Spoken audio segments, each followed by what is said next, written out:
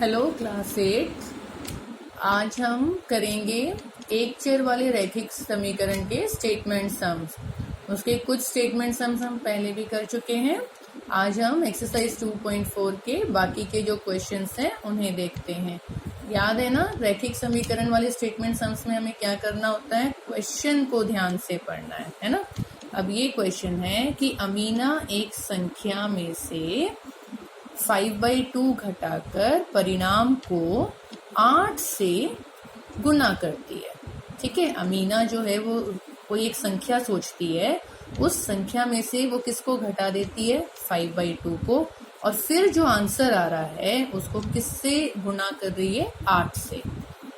तो परिणाम जो आता है वो परिणाम दी गई संख्या से तिगुना है, यानी जो आंसर आ रहा है वो आंसर कितना आ रहा है, जो पहले जो उसने संख्या ली थी उस संख्या का 3 गुना। आपको अब ये संख्या ज्ञात करनी है। अब क्योंकि हमें इस संख्या के बारे में पता नहीं है तो हमारा पहला स्टेप क्या होता है, माना संख्या इक्वल टू x। अब देखो क्वेश्चन में क्या दिया था कि उस संख्या में से 5/2 घटाना। तो अब आप यहाँ देखो, ये हमारी संख्या है x, इसमें से घटाने का निशान क्या होता है, माइनस, और फिर क्या लिखेंगे, 5/2। तो x माइनस 5/2। इस तरह आपने जो आपकी जो शब्दों वाले कथन थे उनको आपने समीकरण में लिखना सीखा हुआ है पहले से। अब उसके बाद में क्या दिया कि ये जो परिणाम है उसको किससे गुना करना है, 8। तो अब यहाँ पे 8 लिख दिया। ठीक है, तो पहले इस संख्या में से 5/2 घटाया, जो ये आंसर आ रहा है इसको 8 से मल्टीप्लाई करना है, ब्रैकेट लगा के, क्योंकि ये 8 ये जो पूरा परिणाम है इससे गुना होना चाहिए।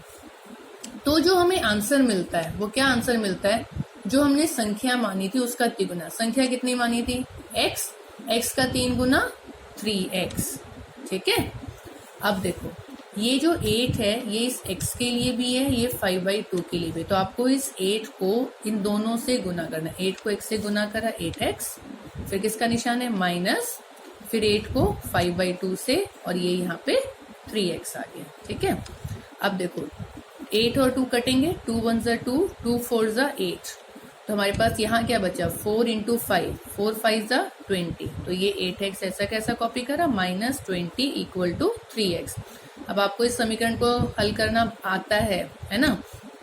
क्या करेंगे, ये जो 3x है और ये 8x है समान पद है, तो यहाँ पे हमने लिखा 8x माइनस 3x। माइनस क्यों आया, प्लस का 3 इधर आ गया, माइनस, इक्वल टू -20 दूसरे साइड लेके जाना है क्योंकि ये इसके साथ समान पद नहीं है, तो ये हो गया +20। 8 में से 3 गए 5x इक्वल टू 20। तो अगर x पता करना है ना हमें, तो यहाँ पे 5x के साथ क्या हो रहा है, गुना, मल्टीप्लाई, दूसरे साइड जाएगा क्या हो जाएगा, भाग। तो 20/5। अब 5 1 ज़ा 5, 5 4 ज़ा 20। तो x जो है वो किसके बराबर आ गया, 4। यानी कि जो मानी हुई संख्या थी वो क्या थी हमारी, 4। तो जो आंसर होता है ना उसे ऐसे बॉक्स में कर देते हैं, तो जो एग्जामिनर है उसको भी पता चल जाता है कि ये आंसर है।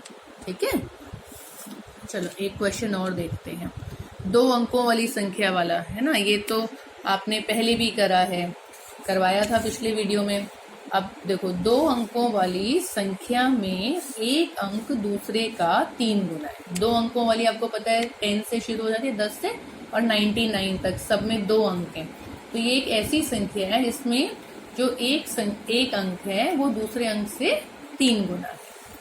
अंकों का स्थान बदलकर प्राप्त संख्या। अंकों का स्थान कैसे बदलते हैं, जैसे अगर हमारे पास नंबर 13 है उसके अंक बदल देंगे तो वो 31 हो जाता है। नंबर 42 है उसके अंक बदल देते हैं तो 24 हो जाता है।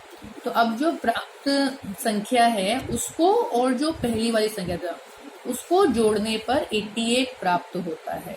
ठीक है, उनको जोड़ेंगे तो 88 प्राप्त होता है। तो आपको संख्या ज्ञात करनी है। तो हम क्या करते हैं, हम ये मानते हैं कि दोनों अंकों की संख्या, हमने क्या बताई थी, 2 अंकों की संख्या क्या हो जाएगी, xy। पहला अंक x, दूसरा y।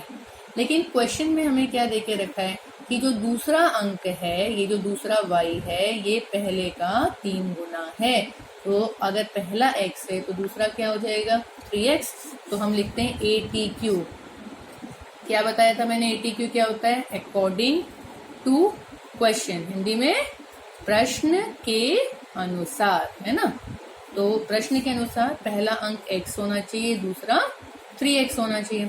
अब दो अंकों की संख्याओं का विस्तारित रूप मैंने बताया हुआ है आपको, क्या होता है ये, अगर हम इसको हमने माना कि ये हमारी इकाई की संख्या है और ये हमारी दहाई की संख्या है, तो जो दहाई की संख्या होती है उसको 10 से गुना करते हैं, 10 इंटू एक्स प्लस इकाई की संख्या 3x।